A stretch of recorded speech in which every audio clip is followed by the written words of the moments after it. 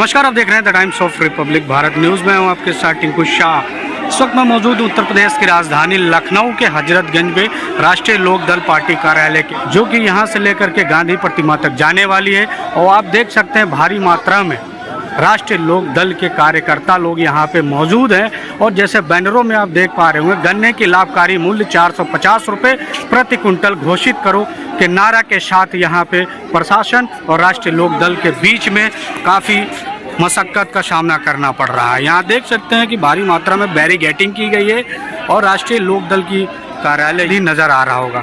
और आपको ये भी बता दें कि यहाँ पे जस्ट थोड़ा सा और ही आगे एक और बैरिगेटिंग की गई है और साथ ही साथ में भारी मात्रा में जो राष्ट्रीय लोक दल के कार्यकर्ता हैं और पुलिस प्रशासन के बीच में रोकने की कोशिश की जा रही है।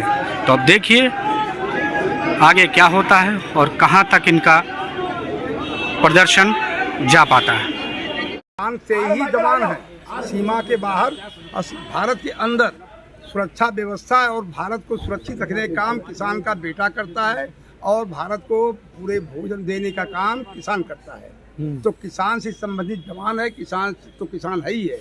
किसान का बेटा सीमा देख रहा है, किसान के बेटा भारत के अंदर सुरक्षा व्यवस्था देख रहा है और किसान अन्न से पेट भर रहा है। किसान से ज़्यादा और राष्ट्रीयता, भारतीयता और भारत के प्रति समर्पित है कौन?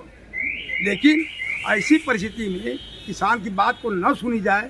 किसान के साथ एक वर्ग है, किसान के साथ उसका जो लिबराना होता है, जो किसान के साथ खेती करवाता है, अब उनको ये सब पैसा कौड़ी अनाज बांट करके उनको आधा फोड़ करके पैसे के बल पर सरकार बनाते हैं और सरकार बनाते हैं तो हुकूमत के पुलिस के बल पर हुकूमत करते हैं, पुलिस के बल पर हुकूमत करते हैं। यह दोनों मुद्दा इनके पास केवल एक ही चीज़ है कि हम वोट खरीदेंगे, सरकार बनाएंगे, शासन में आएंगे तो पुलिस हमारी मुट्ठी में होगी, मैं सरकार चलाऊंगा। ये लोग चिल्ला के हल्ला करके करेंगे क्या? सब छपियाते रहें।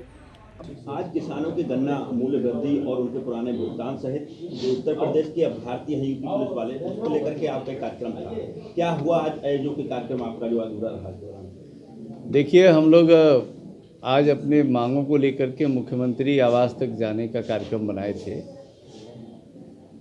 हम मुख्यमंत्री को याद दिलाना चाहते हैं कि आपने ही चुनाव में वायदा किया था कि गन्ने का रेट बढ़ाएंगे, ब्याज सहित भुगतान कराएंगे, रोज़गार मुहैया कराएंगे। इन चीज़ों पर सरकार इस समय मौन बनी हुई है। बड़ी उम्मीद थी कि सरकार गन्ना मूल्य घोषित करेगी।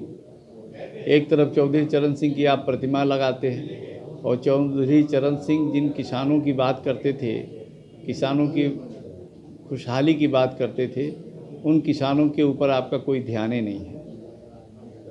स्वामीनाथन कमेटी के अनुसार गन्ने का मूल्य 450 रुपये प्रति कुंटल होना चाहिए, लेकिन आज उत्तर प्रदेश के हालात ये हैं कि पूर्वी उत्तर प्रदेश में तो कई गन्ना मिलें आज भी पर्ची पर नाम नहीं, वो गन्ने का रेट नहीं दर्ज कर रही है।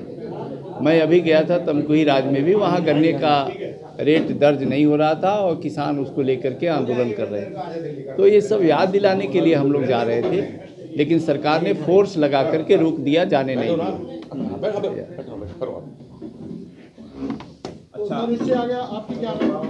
अब हम लोग इन मुद्दों को लेकर के हम लोगों ने नारा दिया है कि गांव चलो, राष्ट्रीय लोकदल चला गांव की ओर।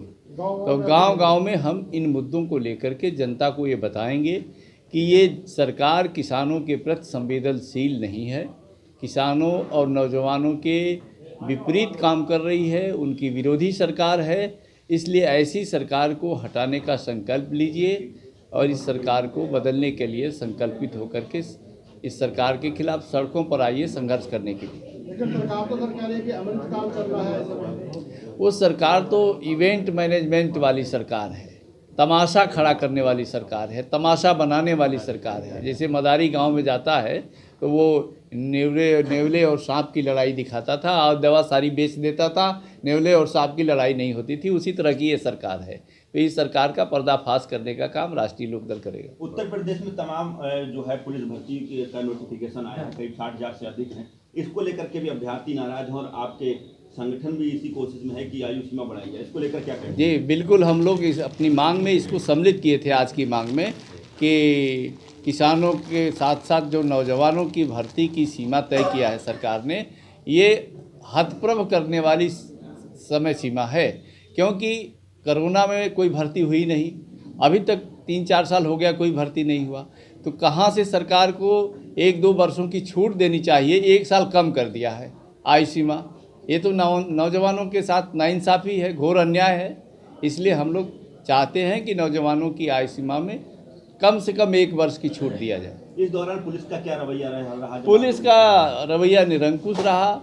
सरकार के आदेश पर पुलिस तो उनके आदेशों का पालन करती है, वो किसी भी कीमत पर जाने को तो नहीं दिया, वो ज्ञापन देने के लिए भी देने को तैयार नहीं थी। हम लोगों पर लाठीचार्ज धक्का मुक्की करती रही। वो तो पुलिस बल ने पूरा बल लगा करके हम लोग, कई लोग चोटिल होते होते बचे हैं। इतनी बड़ी संख्या में फोर्स लगा दिया है, बाढ़ लगा दिया, बाढ़ से भी ढकेल रही थी पुलिस। तो पुलिस का रवैया और सरकार का रवैया निरंकुश है, हम इसकी निंदा करते हैं। कि उसको बहाल करके और 1 साल का रिलैक्सेशन और दे सरकार, जो कि कोरोना रहा है, 4 साल में कोई भर्ती नहीं हुई, इसलिए नौजवानों को 1 साल और बढ़ाना, जो पहले मानक था उससे 1 साल उम्र बढ़ाई जाए, ये लोकदल की मांग है। आज पूरे प्रदेश में हर जिले में हमारा प्रदर्शन हो रहा, पुलिस भर्ती के सवाल, इन सवालों पर और जयंत चौधरी के आधार पर। अभी राम आशीष राय जी ने, जो हमारे प्रदेश अध्यक्ष हैं, हमारे राष्ट्रीय पदाधिकारी 3-4 थे यहाँ मेरे साथ, हम सब लोगों ने, प्रदेश के पदाधिकारियों ने, प्रमुख साथियों ने आज यहाँ एक मुख्यमंत्री को चेताने का काम किया, डर ज्ञापन किया। अगर मांगे पूरी नहीं होती है तो आगे रणनीति बनाएंगे, फिर लड़ेंगे। हमारा काम किसानों के लिए लड़ना है। चौधरी चरण सिंह किसान पर लड़ाई लड़ेंगे, किसान के सवाल पर, नौजवान के सवाल पर, मजदूर के सवाल पर, गांव के सवाल पर हम कोई समझौता नहीं करेंगे।